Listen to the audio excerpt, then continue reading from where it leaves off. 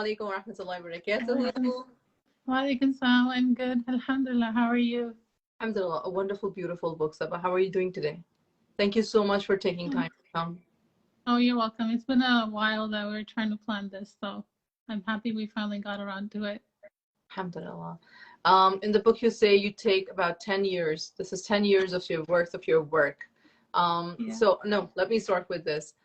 Saba, thank you for being so brave. Thank you for doing the podcast, Mentally Fit Muslims. It is an amazing podcast. I would highly recommend it to anybody looking into mental health, dealing with mental health, having people around them with mental health issues. What is the first thing that you would like to advise people when it comes to realizing they have mental health issues? You talk about that a lot in the book, but Yeah. I think first thing, accept that it's from Allah. Because once you have acceptance, then you can go towards wellness. And when you see it just as if it's another test, just like someone else might have another hardship in their life, when you see it as that and objectively, not as taking it something personally, then you can get help. So I think acceptance is the first thing. Alhamdulillah, so acceptance is the first thing. So now I see here again and again in the book, mashallah, tabarakallah, you bring yourself back to connecting with Allah subhanahu wa ta'ala. And you said, accepted that this is from Allah. And your whole book, each and every page that you've written, it comes from a place of giving away to Allah subhanahu wa ta'ala yourself. Like saying, Ya Rab, I can't do it by myself. Just help me, just hold me, just take me through this. Usually when people are depressed or people have mental issues, they do not turn towards spirituality. You are a unique case. I don't know if you understand that or not, but you are very unique in terms that your acceptance and your spirituality, your believing in Allah subhanahu wa ta'ala is not what usually people do. So what would you advise people when they are feeling at their lowest? Maybe they're not even getting help and they're not even connecting to Allah subhanahu wa ta'ala. So I consider when I go into depression or even mania, I consider that part as the storm. And a great teacher once told me that when there's a flood coming or when you're in the ocean and you see a shark coming, that's not the time to take swimming lessons, right? You have to do it beforehand. So I find that when I have moments of wellness, which grow more and more as time goes on, I have more periods of wellness. So when I have periods of wellness, I need to be learning about Allah. I need to be focused on my spirituality. I need to make sure that my prayers are on time. I need to be focusing on all these things because that's the period of wellness. During those moments, when I'm focusing on my relationship with Allah, when the storm hits, it's a lot easier to remember that. I won't say it's easy because it's still hard, but it does make it easier. Just like when you're praying Dhuhr Salah and Asr Salah, what you do in between will determine how concentrated you are in your next prayer. So just like that, I would say that when you have moments of wellness, don't take those for advantage. Use those to grow closer to Allah, because when the storm comes, and it will come, there's nobody in this life who's free of storms, free of trials, free of hardships. So when that storm comes, you're a little bit more prepared. Absolutely. And you say here, this is page 69, it says, the third stage is the one of anger. Typically, Muslims will feel angry towards Allah for giving them such a horrible disease. Questions like, why me, often appear after this period. Getting angry with Allah doesn't hurt or affect His majesty. So, again, how did you come about this? That, getting angry, and that why me? Because in any situation, mental health issues or not, people do ask this question, why me?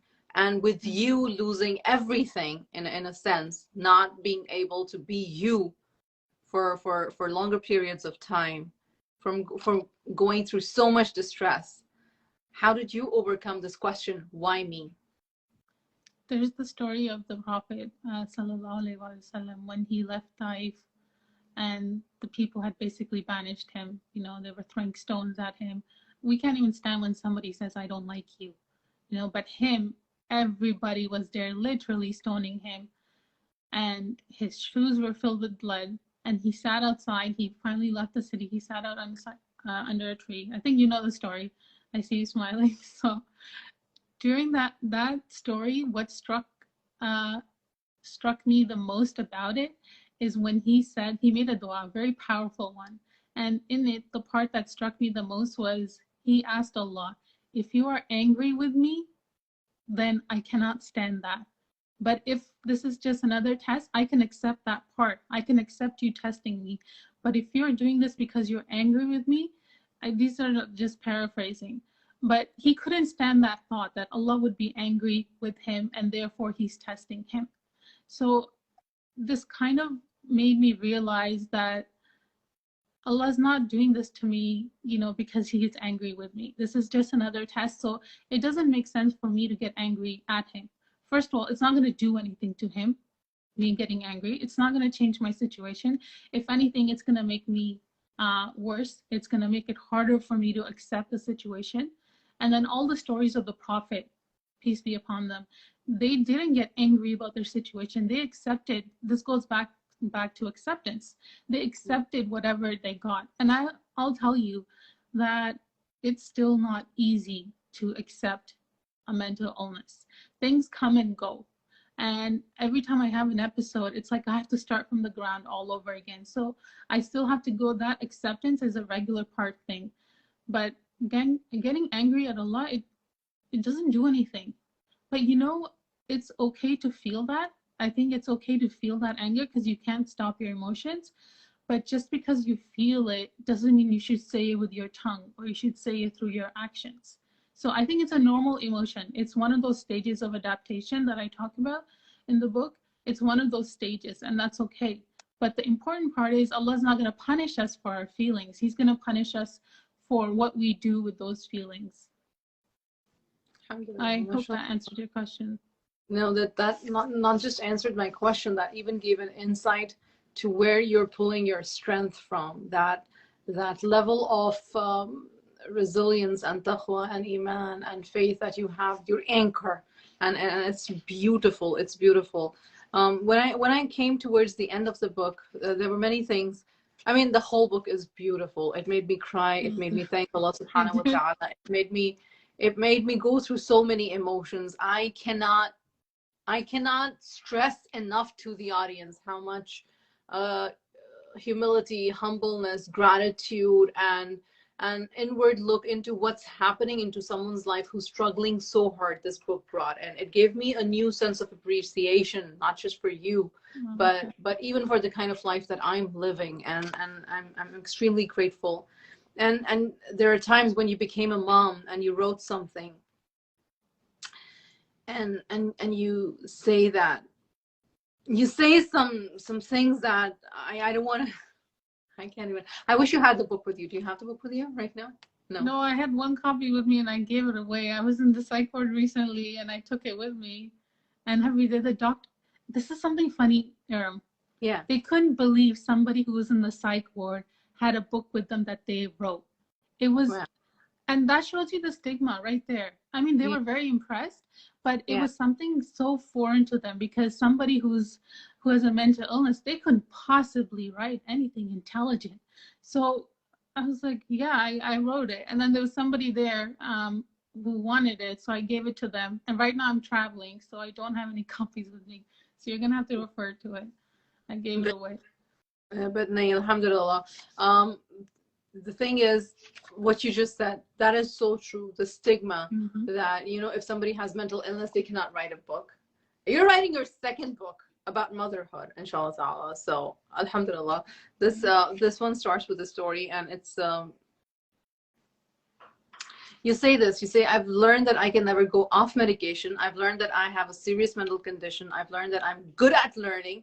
I've learned that I have a hard time facing reality. I've learned that love is not enough to keep two people together. This is talking about the divorce and then the marriage and then all of the things that happen in relationships. What is a relationship advice that you would give to people who are striving to have a relationship or a healthy relationship or maintain a good relationship? And when I say relationship, I don't mean husband-wife only. I mean with parents, with spouses, with friends, with family. What advice would you give? I'll go back to what my husband said when I first told him I had bipolar. I don't know if I said that in the book or not. You did. You did, yeah. So when I said, oh, I have bipolar, he said, so? Yeah. But I also think he didn't know what he was getting himself into at that point. I told him to look up bipolar and all that, but it's different when you actually live with someone who has it. As the book will say, like, if you read a textbook about bipolar disorder versus this one, you'll get a very different point of view. And there's Yeah. not many, yeah, there's not many like these out there. So I think that's why it was very important to write. It was very difficult to get it out, to write it. Everything was difficult about it. And now it's still difficult because now I have to spread the word. But that him saying so says a lot, and it goes back to acceptance, which means you, in a relationship, you see the person and you take them as they are. You don't change them. You don't have the desire to change them, especially in the beginning, you know, of a new relationship. We think they'll improve. We think they'll change. They don't ever think like that. When you accept the person as they are, it's just a lot easier. And that can come with your child. Maybe as you grow with your child, they have a disability or they make certain life choices that you don't agree with. And, you know, let's be honest, growing up in this society, we're going to have a lot of that going on. So it's very hard. It's hard for me to say that, you know, or maybe I'm talking about things that I don't have enough experience about. Like my kids are not teenagers yet, but I can anticipate things that are going to come that I won't like. And there's going to be a period of adaptation and an adjustment like that. But it goes back to acceptance. Like acceptance is very freeing, it gives you a lot of freedom. And I think once you, let's say with a husband, once you accept their condition and you accept them as they are, and they see that you love them just the way they are, there's actually a better chance of them improving and changing. There's a better chance versus you just telling them what to do. And what I found is any relationship, when I want, let's say, my daughter to go to bed on time, or if I want her to brush her teeth, the best way is that I do it. And this is something very small. Brushing my teeth is very small, but it applies to bigger things too. So when I want my husband to do something, then I have to start myself. And where I learned that was Sister Hala. She does a course called 5 Pillars of Marriage. And the first pillar is self-development. So once you change yourself, then it is much easier for other people to follow around. But yes, I guess acceptance is the overarching theme here. Yeah, it definitely is. So before we go, you also have a podcast, Mentally Fit Muslims, and you're also a coach. What kind of people do you coach? How can they reach out to you? So I coach people who need mental health support. So of course that's different than any psychologist or doctor. So I help them, just give them advice from my own experience, how to manage a mental illness, how to get in touch with different resources. So my focus is people who have lived experiences of mental illnesses or family members. So I've also talked to family members, and it's mostly Muslim women that I talk to them about it. So they can, you can contact me on my website. There's a one tab says support, so you can have a support session, or you can email me and we have a support group as well. So yeah, it's basically support. Okay, and I wanted to ask you, do you speak Urdu as well? I do, इतनी अच्छी नहीं, लेकिन मैं कोशिश कर लेती हूँ, टूटी फूटी बोल सकती हूँ, क्योंकि मैं इसलिए ये बात कर रही हूँ and मैं consciously उर्दू में switch कर रही हूँ कि बहुत सारी ख़वातीन को mental health issues होते हैं, लेकिन they don't come around acceptance, and they don't come, and there's so much shame because there's not that much support. In your book, you've again and again and again put forward how your mom was the most supportive element. Yeah, she has been your support. ठीक, तो आपको आपकी वालिदा से, फिर बाद में आपके हस्बैंड से, आपके इर्द गिर्द आपकी बहनों से बहुत सपोर्ट मिली थ्रू आउट योर जर्नी. अभी आपने कहा कि अभी रिसेंटली आप साइक वार्ड से वापस आए हो. एक तो ये बहुत ब्रेव बात है, बहुत करेजियस बात है इस चीज को एडमिट करना कि मेरा एक ऑनगोइंग मसला है. मैंने एक बुक लिख दी है, मैं दूसरी बुक लिख रही हूँ. इसका मतलब ये नहीं कि मैं आई एम हील्ड या मैं बिल्कुल ठीक हो गई हूँ. I use medication, I need medication, I am doing this, but you are also serving in the path of Allah by helping women like yourself. तो इस वजह से मेरा ज़रूरी था ये बात करना कि वो तमाम ख़वातीन जो सबा की बात सुन रही हैं, जो इस बुक को पढ़ना चाहती हैं या पढ़ेंगी इंशाल्लाह ताला, तो आप अगर कहीं से भी स्टार्ट नहीं ना ले रहे हो, अगर आप किसी साइकोथेरेपिस्ट के पास नहीं जाना चाह रहे हो, हिचकिचा रहे हो, या अगर आपको ये लगता है कि जी मुझे शर्म आ रही है कि मैं ये भी कहूँ कि मेरे दिमाग में कुछ है, मुझे कुछ है मसला, लेकिन मैं पिन पॉइंट नहीं कर सकती, तो reach out to Saba, because सबक का काम बेसिकली आपको कोच करना है, आपको हिम्मत देना है, आपको टूल्स देना है, आपको रिसोर्सेज देना है, आपका साथ देना उसका काम है। तो आपसे गुजारिश यही है कि इस पेज पे और सबा की ये बुक जरूर पढ़िएगा। मेरा ख्याल है जो शख्स ये बुक पढ़ेगा वो बेहतर करेगा, अपने साथ नेकी करेगा, क्योंकि अगेन जैसे सबा ने कहा कि reading about a bipolar person in a text book as a student of psychology is totally different, but reading it from a person who has suffered it, lived it, is living it, is their everyday reality, is a totally different experience. Jazakallah khair, Sabah. Thank you so much for your time.